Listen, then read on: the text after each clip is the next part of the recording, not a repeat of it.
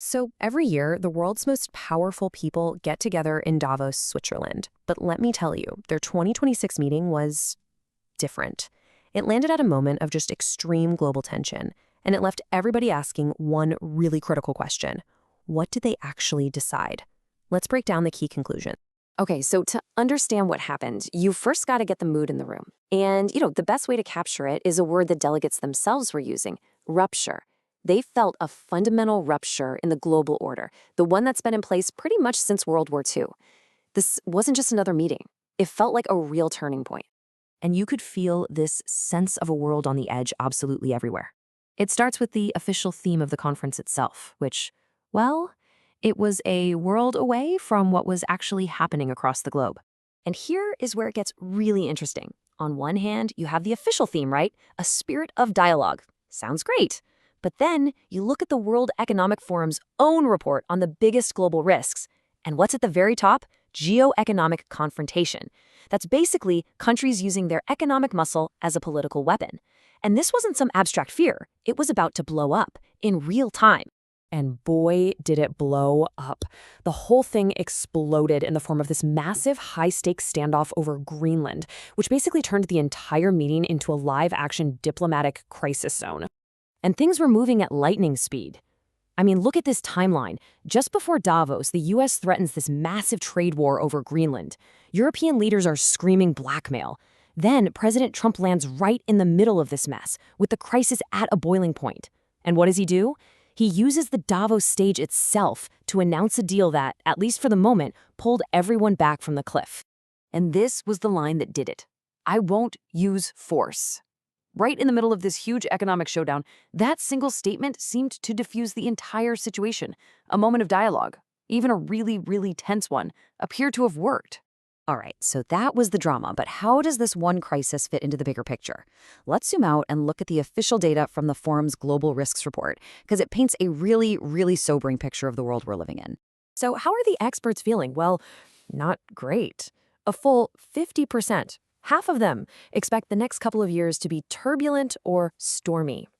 And when you add in the folks who think things will be unsettled, you're talking about 90% of experts bracing for some serious instability. That's a huge number. Now, this chart is fascinating. It tells a story about what we're all panicking about right now versus what's actually coming for us down the road. In the short term, it's all about man-made conflicts, these economic battles, misinformation, political divisions. But look over at the 10-year column. Bam. The top 3 risks are all environmental. It's like we're all arguing in the living room while the foundation of the house is cracked. So, besides countries clashing and the planet being at risk, there was another giant topic that was impossible to ignore at Davos, shaping literally every conversation. And that was the global race for dominance in artificial intelligence. You know, the head of the International Monetary Fund, she did not pull any punches. She said an AI tsunami is coming for the global workforce. That really sets the tone, right? This isn't some far-off sci-fi thing anymore. This is a massive wave that's about to crash into the global economy. And when she says tsunami, she means it. Just look at this number. The IMF is predicting that AI will impact, on average, 40% of all jobs around the world. And in advanced economies like the US and Europe, that number jumps to a mind-boggling 60%. 60!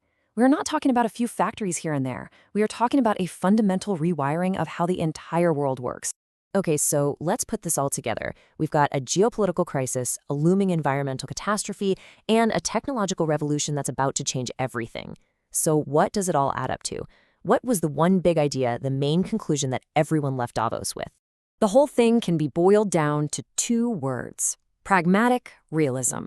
This is the new name of the game. It's the new unwritten rule book for how the world seems to be operating now. All that idealism from the post-war era, it's fading fast. And it's being replaced by something a lot more direct. So what does that actually mean, pragmatic realism? Well, it means the old way of doing things, that rules-based international order, it just doesn't work anymore. The era of big, cooperative agreements is fraying. It's being replaced by a fragmented world of intense competition. In this new reality, dialogue isn't about finding common ground. It's just a tool to manage conflict. And cooperation, like we saw with that Greenland deal, is becoming purely transactional. It's all about what's in it for me right now.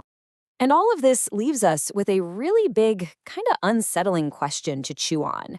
If the world has truly entered this age of pragmatic, competitive realism, is the spirit of dialogue that Davos talks about actually enough to keep all these fractures from turning into catastrophic breaks? So that's our breakdown of Davos 2026. The conclusions reached there are going to be shaping our world for years to come, and we would really love to hear what you think. Drop your thoughts in the comments below. Thanks for watching, and don't forget to subscribe for more explainers on the topics that matter.